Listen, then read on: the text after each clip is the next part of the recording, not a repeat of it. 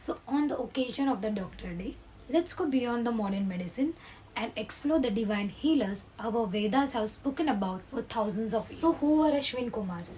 And why Lord Dhanvantri was worshipped as a deity of Ayurveda? And what all these ancient traditions are exactly trying to teach us about the healing even today. And our Vedas tells us something very fascinating. हजारों साल पहले हमारे वेदों ने Ashwin Kumars का वर्णन किया था, the divine physicians of the Dewas. Rigveda में उन्हें हीलिंग, रेजुवेनेशन, कंपैशन और सेल्फलेस सर्विस का प्रतीक माना गया है।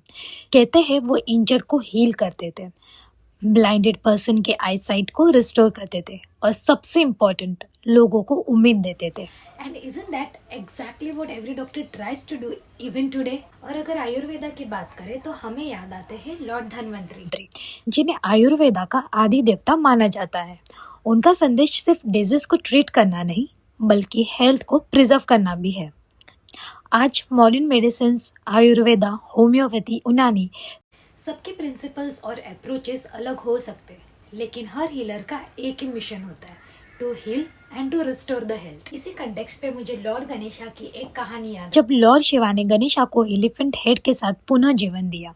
कुछ लोग इसे डिवाइन मिरेकल मानते हैं तो कुछ इसे सिंबॉलिज्म के रूप में देखते हैं, लेकिन ये कहानी हमें एक खूबसूरत बात याद दिलाती है कि जीवन को बचाना और रिस्टोर करने की इच्छा हमारे सभ्यता में बहुत पुरानी है।